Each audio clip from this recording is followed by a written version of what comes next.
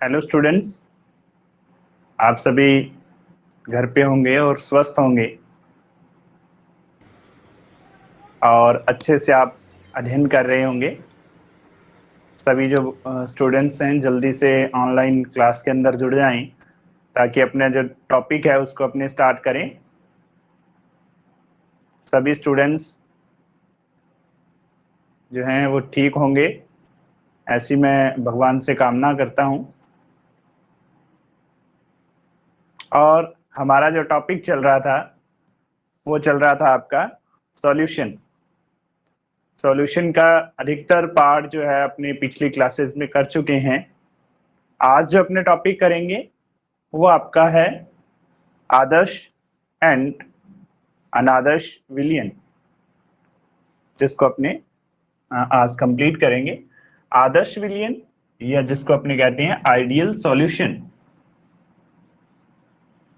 Ideal solution और अनादर्श विलयन या नॉन आइडियल सॉल्यूशन, ये पार्ट अपने आज कंप्लीट करने वाले हैं।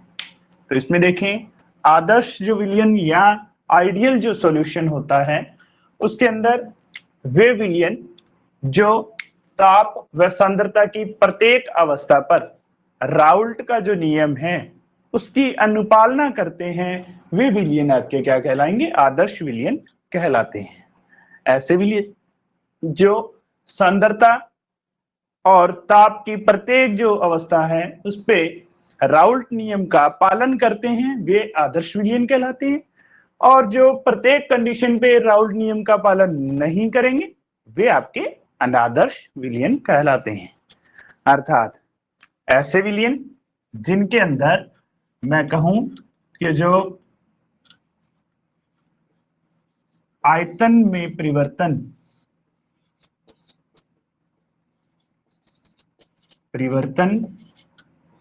जिसको अपने डेल वी लिखते हैं इज इक्वल टू 0 हो, अर्थात उनके आयतन में कोई भी बदलाव नहीं होता या आयतन में परिवर्तन है वो शून्य के बराबर होता है। दूसरा है कि विलयन में ना तो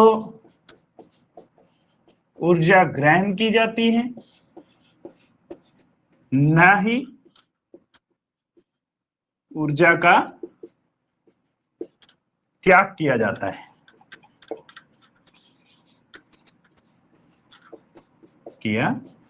है, अर्थात अपने कहें कि del H is equal to 0 होता है, अर्थात del H is equal to क्या हो? 0 हो। अर्थात यहाँ जो ऊष्मा में जो ऊर्जा के अंदर परिवर्तन है वो भी किसके बराबर हो? शून्य के बराबर हो। और तीसरा अपने कहें विलय और जो विलायक है, विलय तथा विलायक के मध्य जो संसंजन बल कार्य करता है में परिवर्तन भी क्या हो? ये परिवर्तन ना हो या अपने कहें शून्य के बराबर हो, शून्य के बराबर हो। हम कह सकते हैं कि यहाँ जो ये तीनों केसेस या तीनों जो कंडीशन है वह जिस विलयन पे लागू होंगी वे विलयन क्या कहलाएंगे? आपके आदर्श विलयन या उनको आइडियल सॉल्यूशन के नाम से जाना जाता है। जैसे एग्जाम्पल जो है वो आपको याद करने पड़ेंगे इसमें, एथेन व प्रोपेन का विलयन।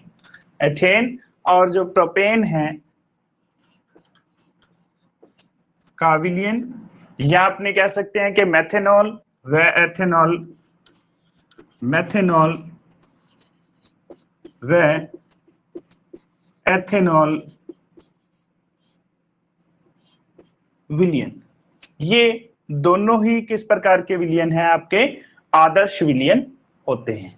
यदि अपने इसको एक ग्राफ के माध्यम से समझना चाहें तो इसमें देखिए, ये आपका ग्राफ रहता है, जहां मैं कह रहा हूं कि यहाँ आपका वाष्प दाब है, यहाँ आपका क्या है, वाष्प दाब। मैं मान लेता हूं कि एक द्विअंगी विलयन है, द्विअंगी विलयन। द्विअंगी विलयन का मतलब है यहाँ ए विलेय और बी विलायक उपस्थित है। पी ए इसका वाष्प दाब है, इसका जो वाष्प दाब है मूल अवस्था में पी बी नॉट है, और इसकी मॉल भिन्न एक्स ए है, इसकी एक्स बी है। ये यदि अपने इसको मान के चले तो यहाँ मैं इसकी वैल्यू को ले रहा हूं, मान लीजिए यहाँ पे मैं ले लूं इसको X A is equal to 0, तो वहां X B is equal to क्या हो जाएगा, 1 हो जाएगा। ये वाली चीज मैं पहले आपको करवा चुका हूं कि एक्स ए और एक्स बी का जो मान होता है कुल कितना होता है, 1 के बराबर होता है। जब एक्स ए की वैल्यू मैं कह रहा हूं 0 है तो एक्स बी की वैल्यू क्या होगी, ऑटोमेटिक 1 के बराबर होगी। जब एक्स बी की वैल्यू 1 होगी तो एक्स ए का मान क्या हो जाएगा, 0। तो यहाँ दूसरी तरफ मैं कह रहा हूं कि एक्स ए की वैल्यू 1 है और एक्स बी की वैल्यू क्या है, 0 है। तो एक्स ए बी की वैल्यू 1 है तो ये लीजिए, ये हमें ग्राफ होगा, और दूसरी तरफ हम कह रहे हैं कि इस तरह से ये एक ग्राफ आपको प्राप्त होगा।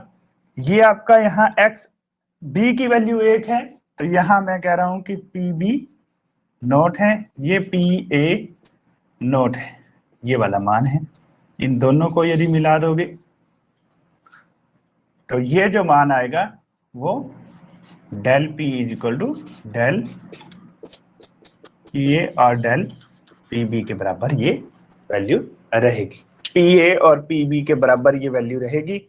और यदि इसको इसके अंदर अपने ज्ञात करना चाहें तो ये पी ए की वैल्यू रहेगी इसके लिए, तो क्या बन जाएगी, ये P A is equal to P A not x A, और यहां ये क्या हो जाएगा, पी बी बराबर P B not x B के बराबर। ये वाली वैल्यू आपको ज्ञात करनी है। इस तरह से अपने इसको ग्राफ के माध्यम से भी बता सकते हैं आदर्श विलयन के लिए, जिसमें स्ट्रेट लाइंस आपको मिलेंगी। ये मैं कह रहा हूं ए को यदि अपने विलेय माने तो ये विलेय के लिए, ये विलायक के लिए, और ये ऊपर वाली जो लाइन है ये किसके लिए रहेगी, विलयन के लिए ये वाला ग्राफ रहता है। फिर बात आती है अनादर्श विलयन की। ऐसे विलयन होते हैं जो ताप व सांद्रता की प्रत्येक अवस्था पे, ताप व सांद्रता की प्रत्येक अवस्था पर राउल्ट नियम का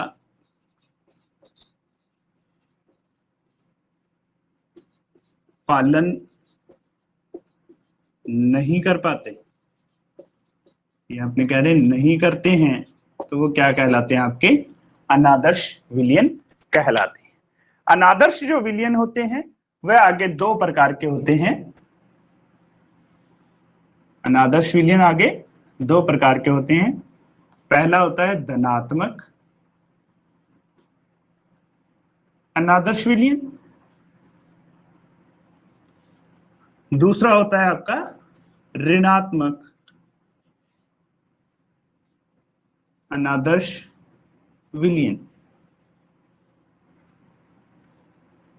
ऋणात्मक अनादर्श विलयन। तो पहला अपने करते हैं धनात्मक आदर्श विलयन।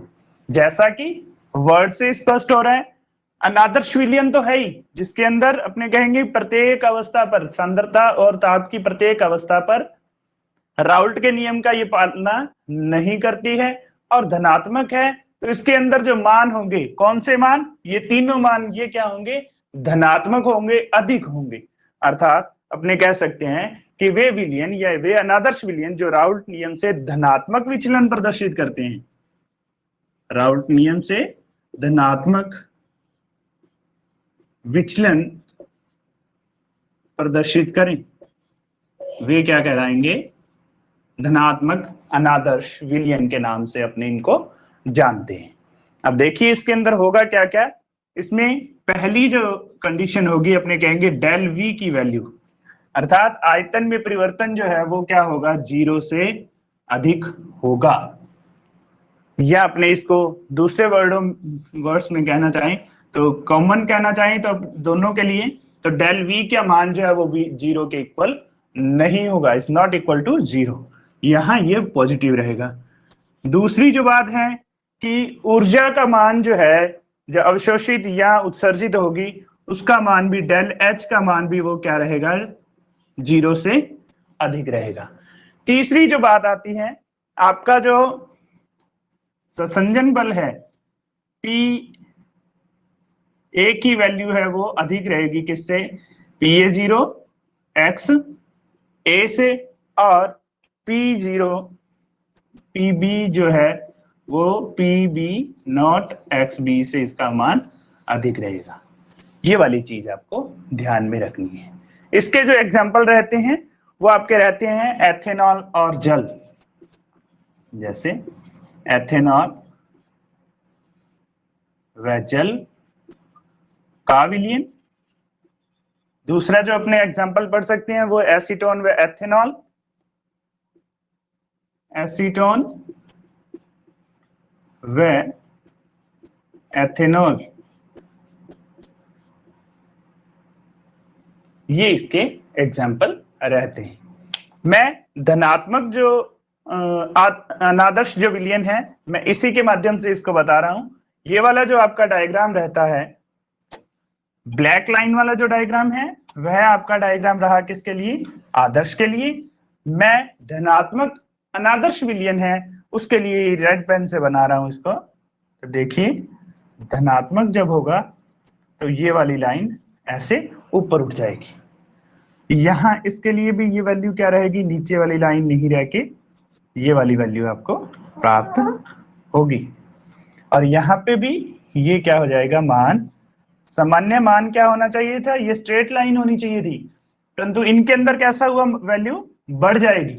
कैसे बढ़ी, ये जो स्ट्रेट लाइन थी ये किसको बता रही है, आपकी आदर्श विलयन को बता रही है, आइडियल सॉल्यूशन को बता रही है। जबकि यहाँ ये जो वैल्यू है, सामान्य जो वैल्यू होनी चाहिए थे उनसे क्या हुई, ये वैल्यू बढ़ जाएगी। तो अपने कहेंगे ये कैसा विचलन प्रदर्शित कर रहे हैं, धनात्मक विचलन ये प्रदर्शित कर रहे हैं। दूसरी जो बात आती है वो आती है आपकी ऋणात्मक अनादर्श विलयन। तो यहाँ ये जो होंगे वो राउल्ट जो नियम होगा उसकी अनुपालना तो नहीं करेंगे, परंतु ये राउल्ट जो नियम है उससे कैसा प्रदर्शन दर्शाएंगे, ये ऋणात्मक विचलन प्रदर्शित करेंगे, ऋणात्मक विचलन प्रदर्शित करते हैं। ऋणात्मक विचलन का अर्थ ये हुआ कि इनके अंदर जो वैल्यू है, किसकी वैल्यू, डेल वी की, डेल एच की और डेल जो पी है, या अपने कहें विलय और विलायक के अंदर जो संसंजन बल है उनका मान सामान्य से क्या होता है, घट जाता है। अर्थात इनकी जो वैल्यू जो पहली रहती है, अपने कहते हैं कि डेल वी का जो मान है वह 0 से भी क्या होता है, कम होता है, अर्थात ऋणात्मक होता है। दूसरा जो रहता है, अपने कहते हैं कि डेल एच की वैल्यू जो है वह भी क्या रहती है, ऋणात्मक रहती है। और तीसरी वैल्यू अपने कहते हैं कि पी ए का मान P A not x A से कम है और पी बी का मान P B not x B से कम होता है। तो ये आपके उदाहरण क्या हो जाएंगे, ऋणात्मक अनादर्श विलयन वाले लक्षण हो जाएंगे, या ये प्रदर्शित करेंगे, ऋणात्मक अनादर्श विलयन को ये दर्शाएंगे। यदि किसी भी विलयन के अंदर ये वाले गुण हैं तो वह कैसा विलयन होगा, ऋणात्मक अनादर्श विलयन कहलाता है।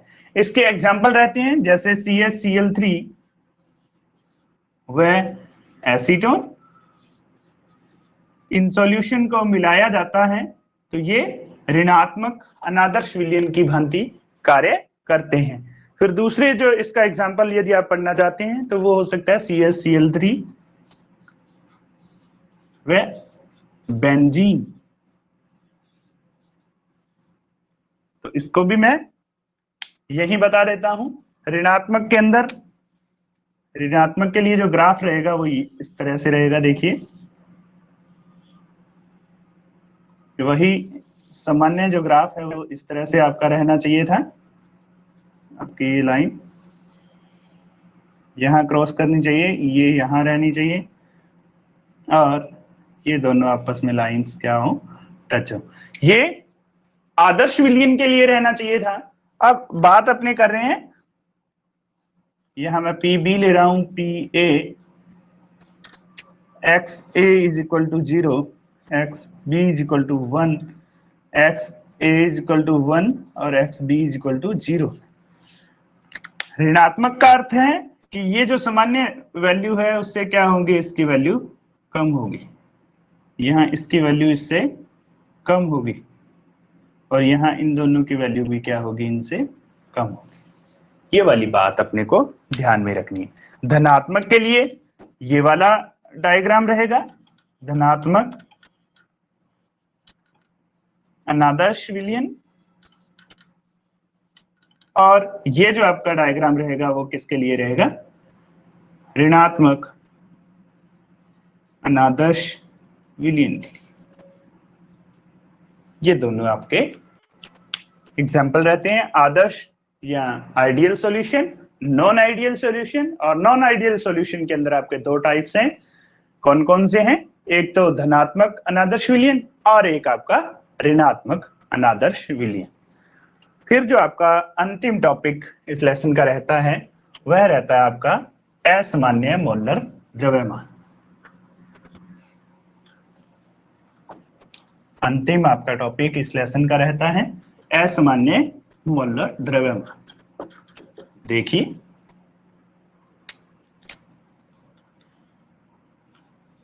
असामान्य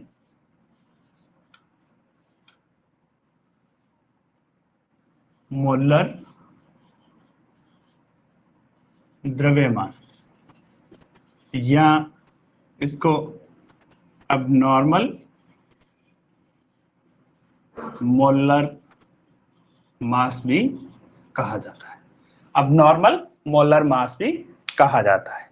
सामान्य जो परिस्थितियां होती हैं, किसी भी तत्व का जो आणविक द्रव्यमान होता है वह हमेशा क्या रहता है, परमाणविक द्रव्यमान के बराबर ही रहता है।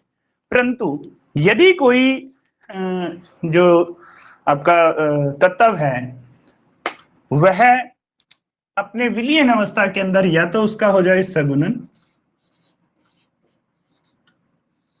सगुणन का अर्थ होता है जुड़ जाए, या उसका हो जाए वियोजन। वियोजन को अपने आयनन भी कह सकते हैं। अर्थात वह अपने आयनों के अंदर टूट जाए। तो ऐसी स्थिति के अंदर जो उसका वास्तविक मोलर द्रव्यमान होना चाहिए उनसे इनके अंदर क्या हो जाता है, बदलाव हो जाता है। वही जो बदलाव हो जाने के बाद उसका जो मोलर द्रव्यमान आएगा वही उसका असामान्य मोलर द्रव्यमान कहलाता है। जैसे मैं आपको एक एग्जांपल से बता देता हूं, जैसे मैं कहूं KCl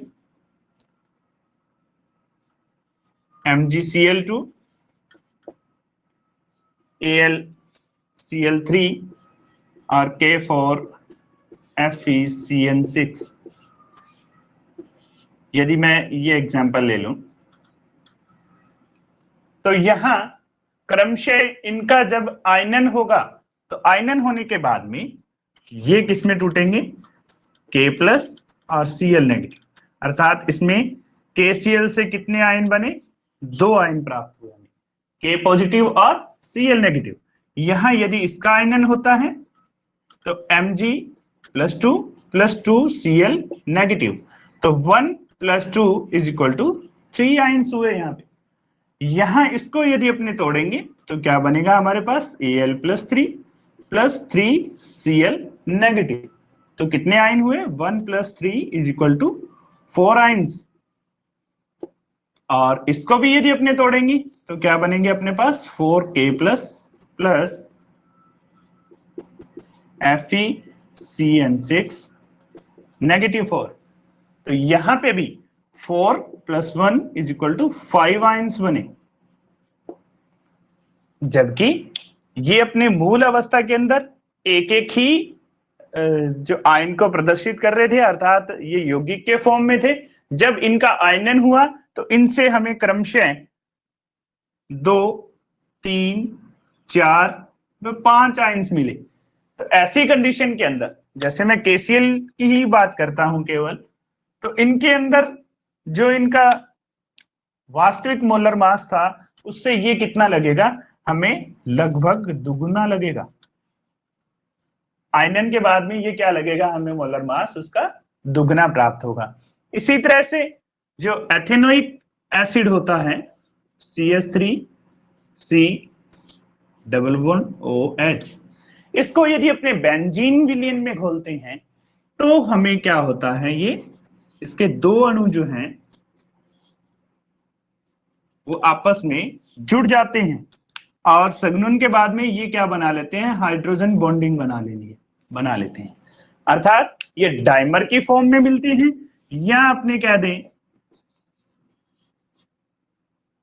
इनका जो मोलर द्रव्यमान वास्तव में जो होना चाहिए उससे क्या हो जाएगा, ये दो अणुओं का एक जैसा लगेंगे हमें अणु, तो ये क्या हो जाएंगे, इनका यहाँ 0.5 हो जाएगा, जबकि यहाँ ये क्या हो रही है, संघनन हो रहा है, तो ये दुगने हो जाएंगे। तो ये इस प्रकार से अपने क्या है, असामान्य मोलर द्रव्यमान को हमें ज्ञात करना होता है। पीछे जो हमने अणु संख्यक गुणधर्म जो हमने पढ़े थे, उनके अंदर हमने पढ़ा था कि मोलर मास जो होता है वो अणु संख्यक गुणधर्म का व्युत्क्रमानुपाती होता है। जो अणु संख्यक गुणधर्म होते हैं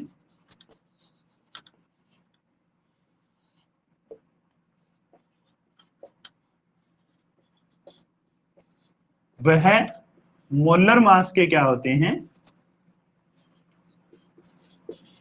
व्युत्क्रमानुपाती होती है। इनके क्या होते हैं, व्युत्क्रमानुपाती होती हैं। जैसे आप कोई भी एक एग्जांपल ले लें, जैसे अणुसंख्यक गुणधर्म है आपका पाई = CRT होता है। तो CRT को हम लिख सकते हैं क्या, N/VRT, ये हमने कल पढ़ा था। N को अपने लिख सकते हैं क्या, WB/MB × RT। पाई यहाँ पे आपका प्राशरण दाब है। अब यहाँ पे देखें WB का मान आपको किसी भी विलयन के लिए निश्चित दिया हुआ होगा। R की वैल्यू आपके लिए निश्चित रहती है, तापमान आपके लिए निश्चित रहता है। तो ऊपर की सभी ये जो तीनों चीजें हैं हमें किसी एक सॉल्यूशन के लिए फिक्स रहती हैं। तो हम क्या कह सकते हैं यहाँ पे कि pi is indirectly proportional to MB। MB यहाँ पे क्या है, विलेय का मोलर द्रव्यमान है। तो इस प्रकार से यहाँ जो इसका मोलर मास आता है वो क्या आता है, इसका ठीक विपरीत होता है, अर्थात इसका क्या होता है, इनडायरेक्टली प्रोपोर्शनल रहता है। तो आपको जो ये ध्यान रखना है वो ये ध्यान रखना है कि वान ठाप महोदय जो थी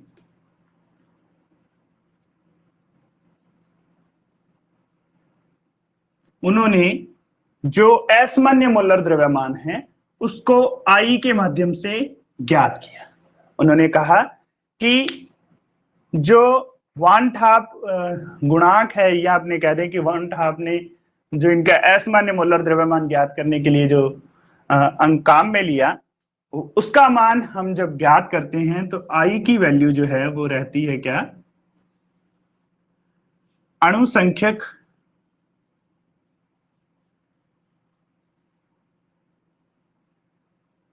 गुणधर्म का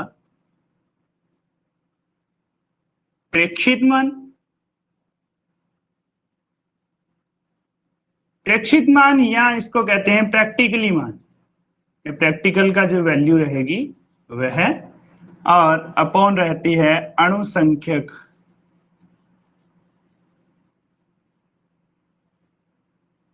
गुणधर्म का सैद्धांतिक मान। सैद्धांतिक मान का अर्थ है थियोरेटिकल, जो वास्तव में होना चाहिए वह थियोरेटिकल वैल्यू कहलाएगी या सैद्धांतिक मान कहलाएगा।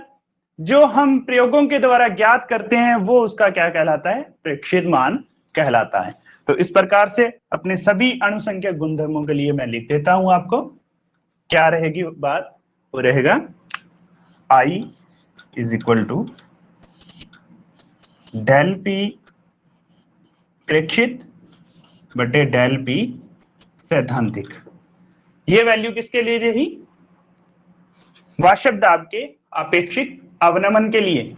यदि अपने इसी तरह से दूसरा अणुसंख्यक गुण डेल टीबी प्रेक्षित बटे डेल टीबी सैद्धांतिक के माध्यम से वान-ठाप गुणांक ज्ञात कर सकते हैं असमान्य मोलर द्रव्यमान के माध्यम से। तीसरा जो है वो रहेगा आपका डेल टीएफ प्रेक्षित बटे डेल टीएफ सैद्धांतिक, और लास्ट आपका मान रहेगा पाई प्रेक्षित बटे पाई सैद्धांतिक।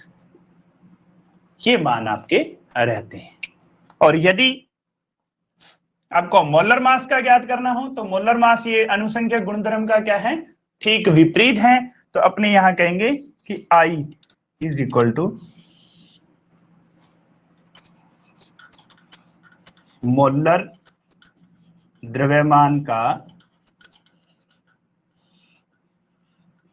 ये ध्यान रखना यहां ऊपर प्रेक्षित है, मोलर द्रव्यमान में ऊपर लिखेंगे मोलर द्रव्यमान का सैद्धांतिक मान, और नीचे लिखेंगे मोलर द्रव्यमान का प्रेक्षित मान, प्रेक्षित मान। ये वाली बात आपको बहुत ज्यादा ध्यान में रखनी है। चाहे आप इस बात को याद रखें, इस बात को याद रखें तो ये वाली वैल्यू आप निकाल सकते हैं।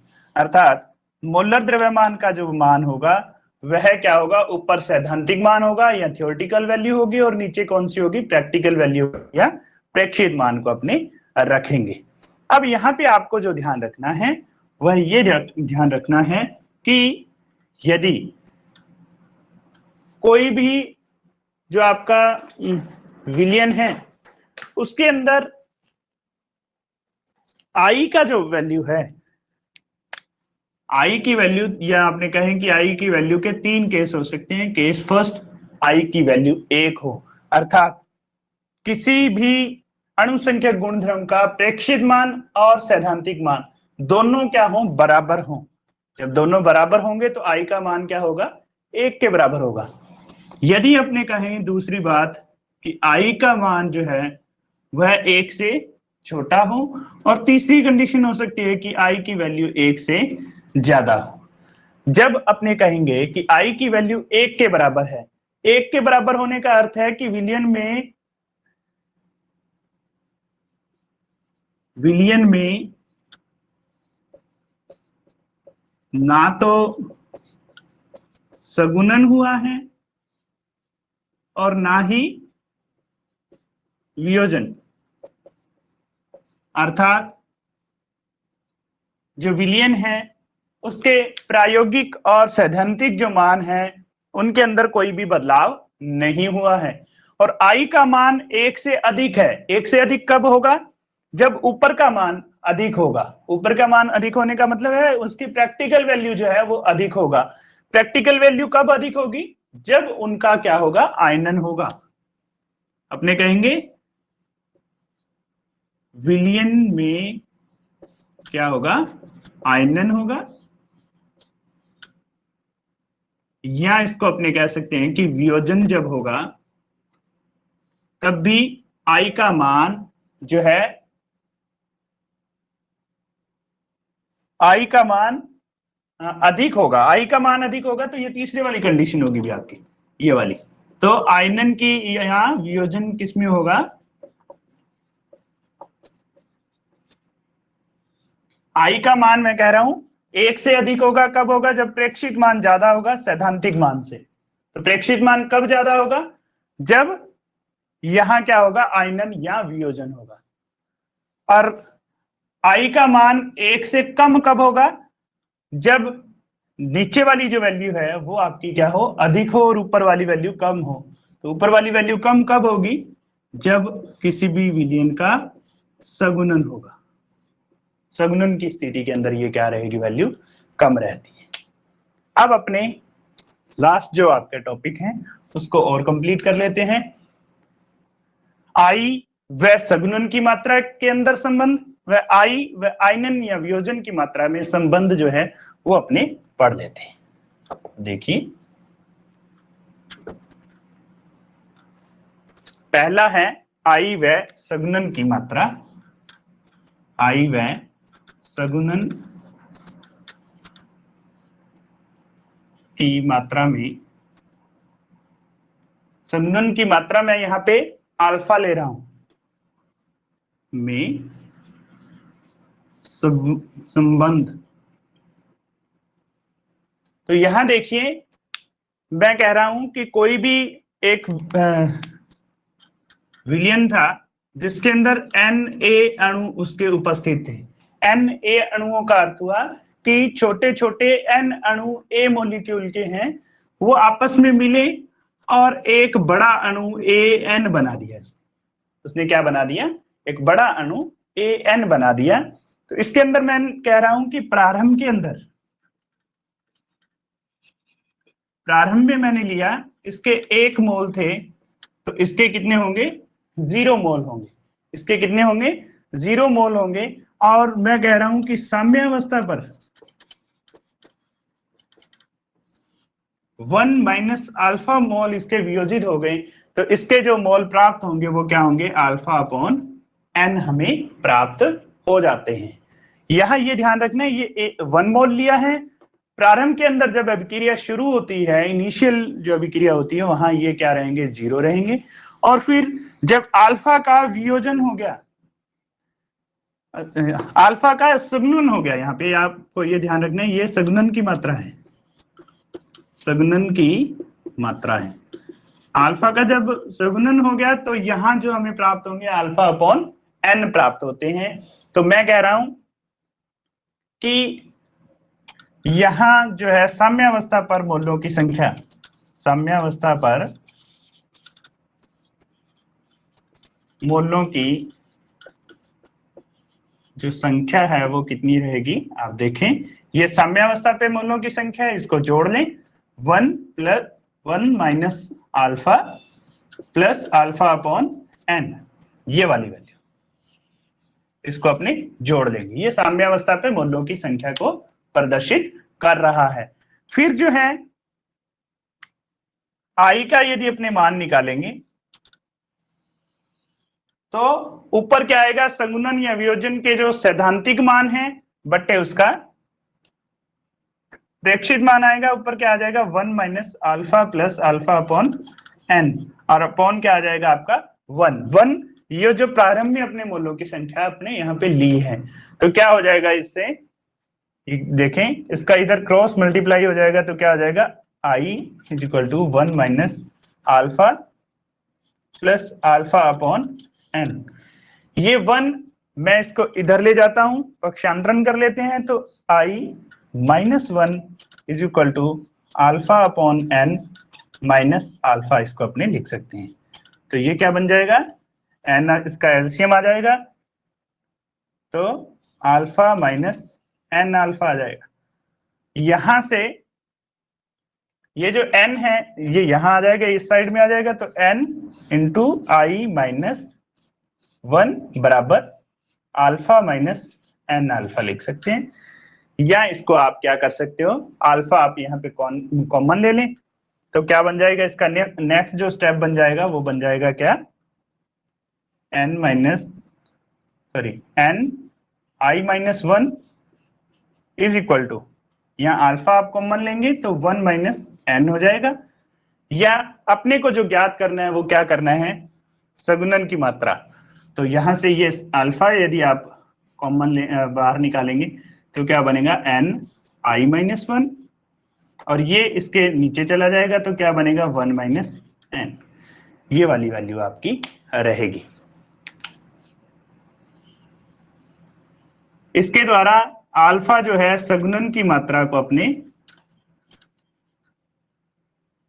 सगुणन की जो मात्रा है वो ज्ञात कर सकते हैं। यह अपने यहाँ देखें कि n अल्फा सगुणन की मात्रा है, n नंबर ऑफ मोल्स हैं, I जो है आपका वांट हाफ गुणांक है। इन तीनों के अंदर अपने संबंध को ज्ञात कर सकते हैं। दूसरा संबंध आता है I व वियोजन की मात्रा। अब मैं वियोजन की मात्रा को भी यहाँ पे क्या ले रहा हूं, अल्फा ले रहा हूं। अब हम कहें कि वियोजन हो रहा है किसी अभिक्रिया के अंदर, तो उनके अंदर अपने संबंध ज्ञात करेंगे। तो देखिए जो आपका संबंध रहेगा वो देखे क्या रहेगा, यहां कोई एक बड़ा अणु होगा An, क्योंकि इसमें क्या हो रहा है, आयनन या वियोजन हो रहा है, तो ये किसमें टूटेंगे, Na, अर्थात A बड़ा मॉलिक्यूल था वो Na छोटे A मॉलिक्यूल्स के अंदर टूट गया। तो इसके अंदर हम कहेंगे प्रारंभ में इनके मोलों की संख्या 1 मोल रहेगी, तो ये 0 रहेंगे। और साम्यावस्था पर मैं कहूं कि अल्फा मोल जो हैं वो क्या हो गए, वियोजित हो गए, तो ये क्या रहेंगे 1 माइनस अल्फा, और यहाँ ये n अल्फा हो जाएंगे। ये ध्यान रखना है, यदि पहले n आ रहा है अर्थात अधिक अणु बन रहे हैं तो उनमें मल्टीप्लाई करना है आपको, और यदि वहां कम अणु हो रहे हैं an हो रहे थे, अपने इसको क्या कर रहे थे, डिवाइड कर रहे थे। ये आपके 11th के अंदर आपने साम्यावस्था के अंदर पढ़ी हुई बातें हैं। तो साम्यावस्था पर मोलों की संख्या क्या रहेगी, इनका योग होगा, तो कर दें 1 minus alpha plus n alpha होगा। तो वही I की अपने वैल्यू निकालेंगे, तो ऊपर आपका प्रेक्षित मान 1 minus alpha plus n alpha और बटे सैद्धांतिक मान कितने, वास्तव में अपने कितने लिए, 1 मोल लिया है, तो वो यहाँ अपने ले लेंगे। तो यहां से अपने जो वैल्यू ज्ञात करेंगे वही निकल जाएगी क्या, ये इधर क्रॉस मल्टीप्लाई होगा तो 1 का 1 रह जाएगा, तो क्या हो जाएगी समीकरण, I is equal to 1 minus alpha plus n alpha. ये 1 को मैं इधर ले जाऊं तो आपकी वैल्यू क्या हो जाएगी, I minus 1 is equal to n alpha minus alpha लिख लें अपने इसको। तो यहां से ये समीकरण क्या बन जाएगी आपकी, I माइनस 1, और इन दोनों में अल्फा को अपने कॉमन ले लेंगे, तो क्या बन जाएगा आपका n माइनस 1। तो यहां से अल्फा की वैल्यू अपने को ज्ञात करनी है, तो क्या हो जाएगा I minus 1 upon n minus 1। ये जो समीकरण है आपकी लास्ट वाली, यही अल्फा जो है यहाँ पे क्या है, सगुणन सॉरी यहाँ पे अपने वियोजन की मात्रा ली है, तो वियोजन की मात्रा आ जाएगी, वियोजन की मात्रा n आपको पता है, n यहाँ पे क्या है, नंबर ऑफ मोल्स हैं, नंबर ऑफ मोल्स है, मोलों की संख्या है, और I क्या है आपका, वांट हाफ गुणांक है, वांट हाफ गुणांक है। अब आपको यहां ध्यान रखना है कि I और वियोजन की मात्रा में जो यदि संबंध पूछता है तो वो इस फॉर्मूले से आपको ज्ञात करना है। आपको वहां जो है एग्जामिनर क्या देगा कि वहां ये शब्द दे सकता है वियोजन, आयनन या सगुणन, या वो कहता है कि प्रेक्षित मान ये हैं, सैद्धांतिक मान ये हैं, इनके अंदर आयनन की मात्रा ज्ञात करें, तो आप इस फॉर्मूले से ज्ञात कर सकते हैं। तो विद्यार्थियों यहाँ अपना जो सॉल्यूशन चैप्टर है वो कंप्लीट हो जाता है। यदि कोई इसमें टॉपिक अपना रहा तो अपने नेक्स्ट लेक्चर के अंदर उसको कंप्लीट कर लेंगे। आज के लिए इतना ही, धन्यवाद।